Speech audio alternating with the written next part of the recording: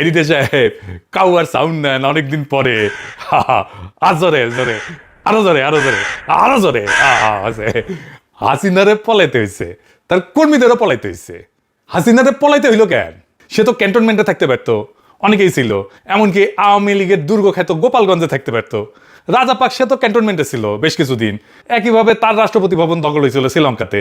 পরে দেশ থেকে বাইরে গেছিল মাত্র 52 দিনের জন্য, 2 মাসও না।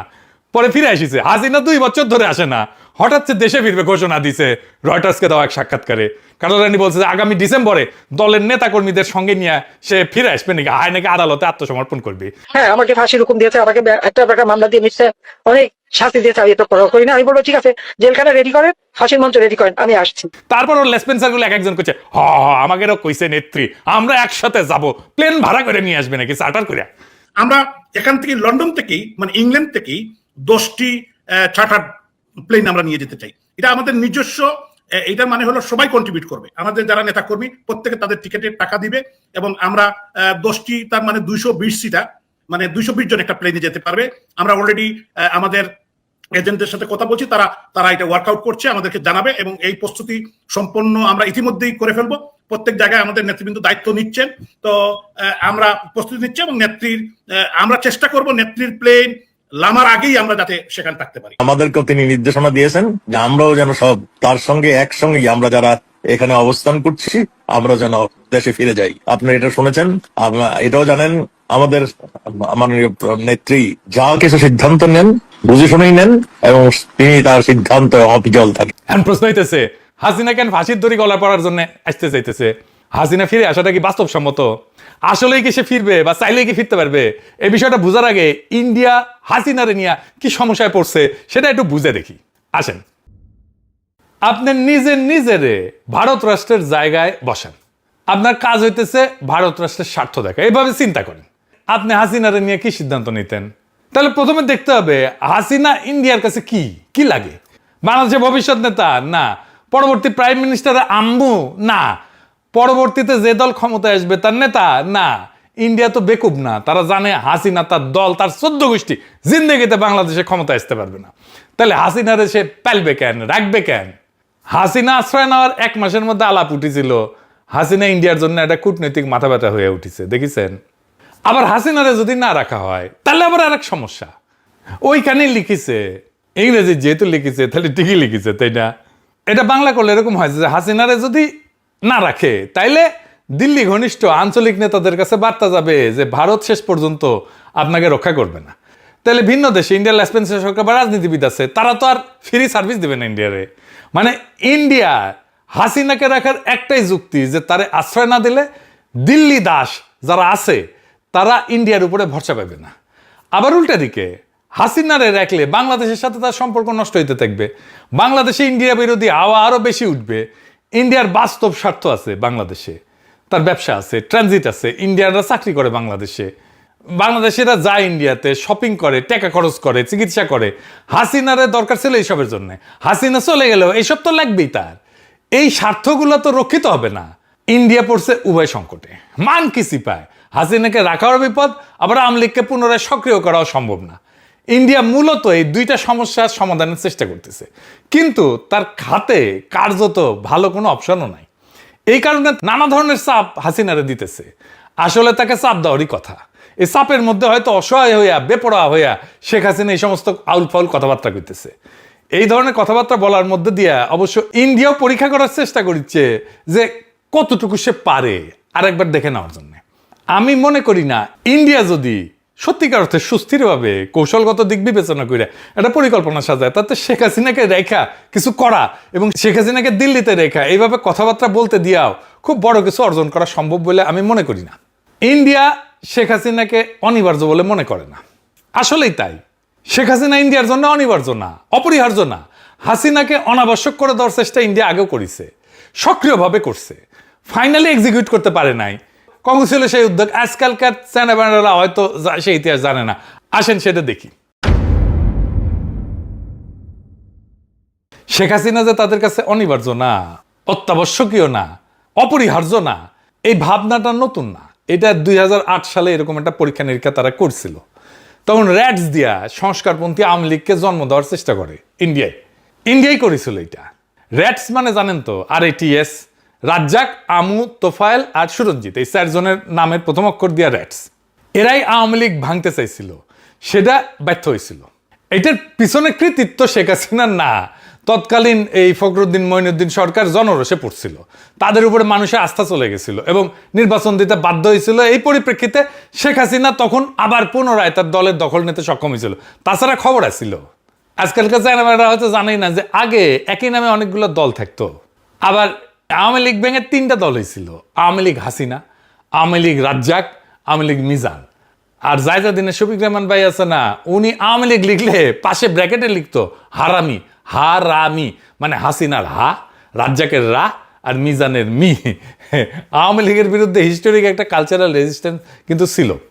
যাই হোক, আর আলাপে ফিরে আসি। তাই ইন্ডিয়ার হাতে আসলে একটাই বিকল্প আছে, যে আওয়ামী লীগ নামের এই ঘোড়ায় চেপে বাংলাদেশে আবার ফিরে আসার চেষ্টা করতে পারে। কাদের উপরে? যারা হবে তাদের বশংবদ দাস, যারা থাকবে তাদের কাছে চিরকৃতজ্ঞ। শেখ হাসিনা তো মাঝে মধ্যে ট্যাফও করতো, ফোঁস করতো ইন্ডিয়ার সাথেও। এদের কারো কেন, এদের ছেলে মেয়ের কারো পক্ষেও ট্যাফও করা, ফোঁস করা সম্ভব হবে না ইন্ডিয়ার সাথে। এরা হবে চিরজীবনের জন্য কেনা গোলাম। শেখ হাসিনার চিন্তা এখন ইন্ডিয়া তারা তালাক দিয়ে দেয় নাকি। কিছুদিন টাকা পয়সা দিয়ে প্রচুর হয়েছে করলো, এক বাটপার মজুমদার আছে না, হ্যাঁ, ও সারা দুনিয়া ঘুরলো, টাকা পয়সা মনে হয় ভালোই পেয়েছিল, সব ঠান্ডা হয়ে গেছে। এত এখন ইন্ডিয়া কয় কই তোমার লোকজন কই, আর তো কাউরে মাঠে নামাইতে পারো না। তাই শেখ হাসিনার বাংলাদেশে ফিরে আসার এই চেষ্টাটা ভারতের দিক থেকে তার উপরে ক্রমাগত চাপের একটা বহিঃপ্রকাশ করতে পারে। অন্যদিকে ইন্ডিয়ার পক্ষ থেকে এটা পরখ করা যে এই মনস্তাত্ত্বিক চাপ সৃষ্টি করে বাংলাদেশ সরকার বিশেষত বিএনপির হাত মোচড়ানো যায় কিনা। আবার শেখ হাসিনার ডাকে সারা দিয়া মরিয়া হইয়া আওয়ামী সন্ত্রাসীরা কতটুকু অরাজকতা করতে পারে, বিশৃঙ্খলা তৈরি করতে পারে, এটাও একটা পরীক্ষা হয়ে যায়। এই সমস্তের বাইরে এই আওয়াজের কোনো মূল্য নাই আপাতত। যে সমস্ত বাকশালী সন্ত্রাসী এখনো দেশের আনাচে কানাচে বিক্ষিপ্ত এবং বিচ্ছিন্নভাবে জাতীয় সম্পদ লুণ্ঠনকারী হাসিনার জ্ঞাতি গোষ্ঠীর সমর্থনে মিছিল বের করে স্লোগান দেয়, তার মাত্রা কমে যাবে। আর দেখবেন সামনে কমে যাবে, এটা আর হবে না। শুধু রাজনৈতিক তৎপরতা না, এদের সামাজিক সাংস্কৃতিক সহ সকল ধরনের কর্মকাণ্ডই বিএনপি, জামাত এবং এনসিপির মতো দলগুলোর সম্মিলিত প্রতিরোধের মুখে পড়বে। ফ্যাসিবাদ বিরোধী জাতীয় ঐক্য 24 সালের জুলাই আগস্ট মাসের মতো দেশব্যাপী পুনরায় আবারও দৃশ্যমান হবে। ফলে আওয়ামী লীগ এবং ইন্ডিয়ার প্রতি দুর্বল সকল রাজনৈতিক, সাংস্কৃতিক, সামাজিক শক্তিসমূহ ব্যাপক জনরোষের কবলে পড়বে। আগামী ডিসেম্বরে বাংলাদেশময় জুলাই বিপ্লবের পুনর্জাগরণ সৃষ্টি হবে, এটা দেখে নিয়েন, লিখে রাখতে পারেন। তবে এটাকে সংগঠিত করার যে কাজটা দেশের প্রধান 3টে দলের শীর্ষ নেতাদের ঐক্যবদ্ধভাবে এখনই শুরু করতে হবে। দেশে ফিরে আসার যে আস্ফালন খুনি হাসিনা করছে, তা বাংলাদেশের গণতন্ত্রের নব অভিযাত্রার পথে সবচেয়ে বড় হুমকি। ঘাতক খুনি লুটারেরা ফিরে আসা মানে ফ্যাসিস্ট দুঃশাসনের পুনঃপ্রবর্তন ঘটা। আমাদেরকে খুবই জোরের সাথে বলতে হবে যে শেখ হাসিনা ফিরে আসতে চাইছে, ভালো কথা, শেখ হাসিনা ফিরে আসুক, আমরা অবিলম্বে শেখ হাসিনার ফাঁসির রায় কার্যকর করব। ওর আপিলের কোনো সুযোগ নাই। শেখ হাসিনা ফিরে আসা মাত্রই তার বিরুদ্ধে রায় কার্যকর করার যে রাজনৈতিক দৃঢ়তা, এ বিষয়ে জুলাই শক্তির মধ্যে সার্বজনীন রাজনৈতিক ঐক্য এবং সংলাপ হওয়া জরুরি। শেখ হাসিনার রায় কার্যকর করার ব্যাপারে দৃঢ়তা এবং স্পষ্ট বার্তাই এই সমস্ত চালবাজি, ধাপ্পাবাজি এবং চাপ তৈরির কৌশল কার্যত পরাজিত করে দিতে সক্ষম। হাসিনাকে এয়ারপোর্ট থেকে সরাসরি ফাঁসির কাছে নিয়ে যেতে হবে, ওইখান থেকেই ওই দিনের মধ্যেই ওরে ঝুলাই দিতে হবে।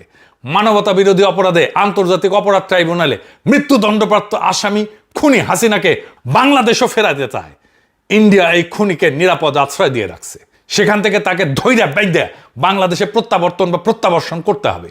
ইন্ডিয়া যদি সত্যিকার অর্থেই নবজাগ্রত বাংলাদেশের সাথে কর্ম উপযোগী সম্পর্ক গড়ে তুলতে চায়, একটা ওয়ার্কিং রিলেশন গড়ে তুলতে চায়, তাহলে প্রতিবেশী এই দেশের জন্য এই ছাড়া আর বিকল্প পথ কোনো খোলা নাই। এটা তারা যত তাড়াতাড়ি বুঝবে, ততই এই প্রতিবেশী এই 2 দেশের জন্য ভালো হবে। তাছাড়া বাংলাদেশ, মায়ানমার, চীনের স্থল সংযোগ, তিস্তার পানি ব্যবস্থাপনার মহাপরিকল্পনা এবং চীন এবং তুরস্কের সহযোগিতায় সামরিক শিল্প স্থাপনের মতো বড় বড় উদ্যোগ বাংলাদেশ নিতেই থাকবে এবং তা বাস্তবায়ন হবে ইনশাল্লাহ। এবং এই পথ ধরে পর্যায়ক্রমে বাংলাদেশ যুক্ত হবে পাকিস্তান সহ আরব বিশ্বকে নিয়ে গড়ে ওঠা সম্ভাবনাময় মুসলিম সামরিক জোটে। সন্দেহ নাই এতে আঞ্চলিক উত্তেজনা বাড়বে।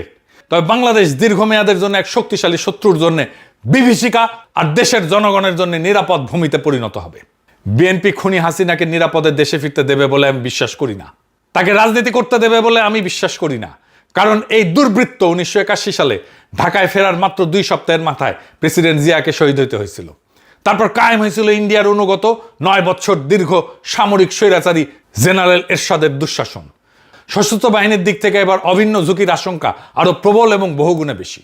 কারণ ফ্যাসিস্ট আমলে উচ্চপদ বাগানো ইন্ডিয়া অনুগত শীর্ষ কর্মকর্তারা এখনো সেনা, নৌ, বিমান বাহিনীর নেতৃত্বে বহাল তবিয়তে বসে আছে। আর উপরে তো ওয়াকারুজ্জামান প্রভুপাত্য আছেই। তাছাড়া 91 থেকে 96 এবং 2001 থেকে 2006 মেয়াদে দেশনেত্রী বেগম খালেদা জিয়ার সরকারের শাসনামলে আওয়ামী লীগ এবং তার জোটসঙ্গীরা বিএনপিকে একদিনের জন্য স্বাভাবিক, স্থিতিশীল, শান্তিতে দেশ পরিচালনা করতে দেয়নি। এই সমস্ত অশুভ কার্যক্রম পরিচালনার ক্ষেত্রে বাংলাদেশ বিধ্বংসী এবং গণতন্ত্রের শত্রু এই আওয়ামী লীগ এবং তার সহযোগী দলগুলা সবসময় প্রতিবেশী ইন্ডিয়ার কাছ থেকে সব ধরনের সহযোগিতা পাইছে। এর পরের ইতিহাস বাংলাদেশের জাতীয়তাবাদী শক্তি এবং গণতন্ত্রকামী জনগোষ্ঠীর জন্য ভয়াবহ এবং বর্বরতায় পূর্ণ। দেশবাসী কিভাবে ভুলবেন নিষ্ঠুরতা এবং নির্মমতার সেই পাষাণ হৃদয় সীমারের যুগের স্মৃতি? 2009 থেকে 2024 জুলাই বিপ্লব পূর্ববর্তী মুহূর্ত পর্যন্ত 15.5 বছর বাংলাদেশ পতিত এবং পরিণত হয়েছিল হাজারো সন্তানহারা মা, পিতা এবং হারানো বাচ্চাদের কান্নার কারবালায়। শুধু কি তাই, এই মহান নেত্রী বেগম খালেদা জিয়া এবং শহীদ প্রেসিডেন্ট জিয়াউর রহমানের কনিষ্ঠ পুত্র নির্যাতিত আরাফাত রহমান কোকর দুঃসহ জীবন এবং মর্মান্তিক মৃত্যুর পটভূমিকে মুছে ফেলা যাবে? যে যতই দয়াশীল এবং মহানুভব এবং সহিষ্ণু হোক না কেন, ইনশাল্লাহ এই ইতিহাসের উপরেই বাংলাদেশের ভবিষ্যৎ রচিত হবে।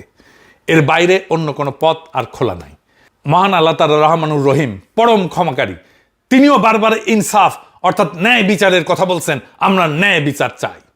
আর শেখ হাসিনা যদি নিশ্চিত হয় এবং সেই ক্ষেত্রে ইন্ডিয়া যদি বুঝে যায় কোন রকমের আলাপ আলোচনা সমঝোতা পেছনের দরজা দিয়ে কোনো কিছু ডিল করে আসলে নিশ্চিত হওয়া যাচ্ছে না যে শেখ হাসিনাকে ঝুলতে হবে না, তাহলে শেখ হাসিনার বাপ, 14 গোষ্ঠী এবং ইন্ডিয়া কারো পক্ষে এই ঝুঁকি নেওয়া সম্ভব না যে ওই সে হাসতে হাসতে তার দলবল নিয়ে বাংলাদেশে ঢুকে পড়বে।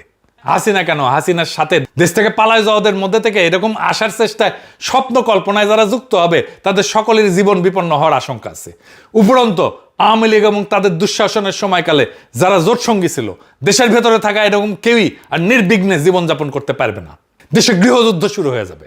হাসিনার দলের লোকেরা যত বেশি ট্যাফও করবে, সবগুলোর সানডে মানডে ক্লোজ হয়ে যাবে। আজকে দেখলাম আম্বার রাজশাহী ইউনিভার্সিটিতে কেলানি দিচ্ছে। সাবাস, বাঘের বাচ্চা। আওয়ামী লীগ, ছাত্রলীগ, যুবলীগ যেখানে পাবেন উদাম কেলানি দিবেন। অনেকদিন ভালো মন্দ ওরা কিছু খায় না, কেলানি তো ভাইটামিন আছে। ডিসেম্বর পর্যন্ত কেলানি চলবে। ওদের কেলানিতে সোয়াব আছে। ইনকিলাব জিন্দাবাদ, বাকশাল তাড়ানো জিন্দাবাদ, লীগ কেলানো সফল হোক।